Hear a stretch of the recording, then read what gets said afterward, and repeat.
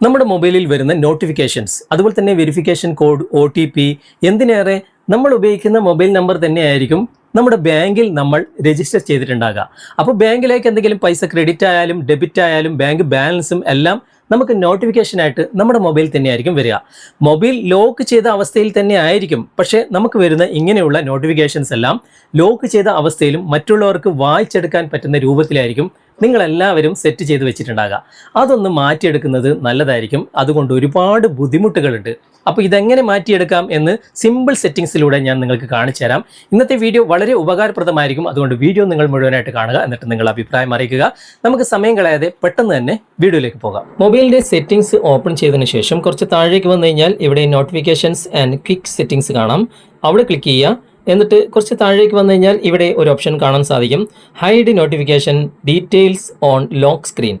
ഇത് എനേബിൾ ചെയ്ത് വെക്കുക. ഓക്കെ, ഇത് ഡിസേബിൾ ആണെങ്കിൽ അതൊന്ന് എനേബിൾ ചെയ്ത് കഴിഞ്ഞാൽ നിങ്ങൾക്ക് വരുന്ന നോട്ടിഫിക്കേഷൻ അത് ഏതിൽ നിന്നാണെന്ന് കാണാൻ സാധിക്കും, പക്ഷേ അതിൻ്റെ കണ്ടന്റ് ഹൈഡ് ആയിരിക്കും. അതെന്താണെന്ന് ഒരാൾക്കും വായിക്കാനോ മനസ്സിലാക്കാനോ സാധിക്കില്ല.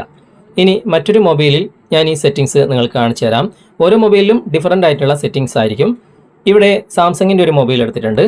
അവിടെ സെറ്റിങ്സ് ഓപ്പൺ ചെയ്യുക. എന്നിട്ട് ഇവിടെ നോട്ടിഫിക്കേഷൻ എന്ന ഭാഗം ഉണ്ടാകും. അത് നിങ്ങൾ ക്ലിക്ക് ചെയ്യുക.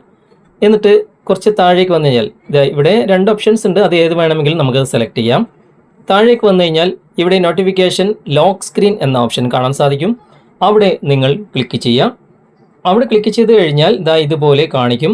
കുറച്ച് താഴേക്ക് വരാം. താഴേക്ക് വന്നു കഴിഞ്ഞാൽ ഇവിടെ ഹൈഡ് കണ്ടന്റ് എന്ന ഓപ്ഷൻ കാണാൻ സാധിക്കും. അത് ഡിസേബിൾ ആണെങ്കിൽ അതൊന്ന് എനേബിൾ ചെയ്ത് കൊടുത്താൽ മതി. അപ്പോൾ ലോക്ക് സ്ക്രീനിലും നമുക്ക് നോട്ടിഫിക്കേഷൻ വരും, പക്ഷേ അതിൻ്റെ കണ്ടന്റ് ഹൈഡ് ആയിരിക്കും. അതിലെന്താണ് എഴുതിയത് എന്നൊന്നും മറ്റുള്ളവർക്ക് മനസ്സിലാക്കാൻ സാധിക്കില്ല. ഓക്കെ, ഇത് മൊത്തത്തിലുള്ള നോട്ടിഫിക്കേഷനാണ് ഞാനിപ്പോൾ കാണിച്ചത്. ഇനി വാട്സാപ്പിൽ നിങ്ങൾക്ക് വരുന്ന നോട്ടിഫിക്കേഷൻ മെസ്സേജുകൾ, അതൊക്കെ മറ്റുള്ളവർക്ക് വായിച്ച് മനസ്സിലാക്കാൻ ലോക്ക് സ്ക്രീനിൽ സാധിക്കരുത് എന്ന് നിങ്ങൾ ആഗ്രഹിക്കുന്നെങ്കിൽ വാട്സാപ്പ് ഓപ്പൺ ചെയ്യുക. ഇവിടെ 3 ഡോട്ട്സിൽ ക്ലിക്ക് ചെയ്യുക. സെറ്റിങ്സ് ഓപ്പൺ ചെയ്യുക. ഇവിടെ തന്നെ പ്രൈവസി എന്ന ഓപ്ഷൻ കാണാൻ സാധിക്കും. അത് നിങ്ങൾ ക്ലിക്ക് ചെയ്യുക. ക്ലിക്ക് ചെയ്തിട്ട് ഇവിടെ താഴേക്ക് വരിക. ഏറ്റവും താഴേക്ക് വന്നു കഴിഞ്ഞാൽ ഇവിടെ ആപ്പ് ലോക്ക് എന്ന ഓപ്ഷൻ കാണാൻ സാധിക്കും. അവിടെ നിങ്ങൾ ക്ലിക്ക് ചെയ്യുക. എന്നിട്ട് ഇത് ഡിസേബിൾ ആണെങ്കിൽ അതൊന്ന് എനേബിൾ ചെയ്ത് കൊടുക്കുക. എനേബിൾ ചെയ്യുമ്പോൾ നിങ്ങളുടെ ഫിംഗർ പ്രിൻ്റ് ഇവിടെ കൊടുക്കേണ്ടതായിട്ടുണ്ടാവും. അവിടെ ഫിംഗർ കൊടുക്കുക. അതിനുശേഷം ഇവിടെ ഏറ്റവും താഴെ കാണാൻ സാധിക്കും ഷോ കണ്ടന്റ് നോട്ടിഫിക്കേഷൻസ് എന്ന ഭാഗം. അത് എനേബിൾ ആണെങ്കിൽ അതൊന്ന് ഡിസേബിൾ ചെയ്ത് കൊടുക്കുക. അപ്പോൾ വാട്സപ്പിൽ വരുന്ന നോട്ടിഫിക്കേഷൻ ലോക്ക് സ്ക്രീനിൽ മറ്റുള്ളവർക്ക് കാണാൻ സാധിക്കില്ല. അതിനുശേഷം നിങ്ങൾക്കിപ്പോൾ ആപ്പ് ലോക്ക് വേണമെങ്കിൽ ഡിസേബിൾ ചെയ്യാം കേട്ടോ. ഡിസേബിൾ ചെയ്ത് കഴിഞ്ഞാലും ഈ നമ്മൾ മാറ്റിയ ഓപ്ഷൻ അതിൽ നിന്ന് മാറില്ല. ഞാൻ നിങ്ങൾക്ക് വീണ്ടും ഓപ്പൺ ചെയ്ത് കാണിച്ചു തരാം. ഇപ്പോൾ വീണ്ടും ഫിംഗർ പ്രിൻ്റ് കൊടുത്ത് ഞാൻ എനേബിൾ ചെയ്യാണ്.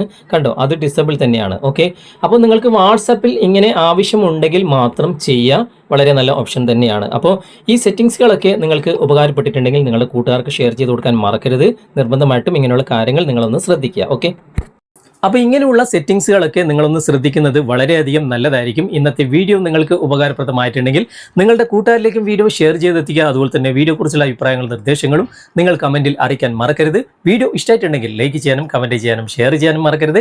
ചാനൽ നിങ്ങൾ ഇതുവരെ ഫോളോ ചെയ്തിട്ടില്ലെങ്കിൽ ചാനൽ ഫോളോ ചെയ്യുക, സബ്സ്ക്രൈബ് ചെയ്യുക, ലൈക്ക് ചെയ്യുക, സപ്പോർട്ട് ചെയ്യുക. അടുത്ത നല്ലൊരു വിഷയവുമായി അടുത്ത അവസരത്തിൽ നമുക്ക് വീണ്ടും കണ്ടുമുട്ടാം. Thanks for watching. ബൈ.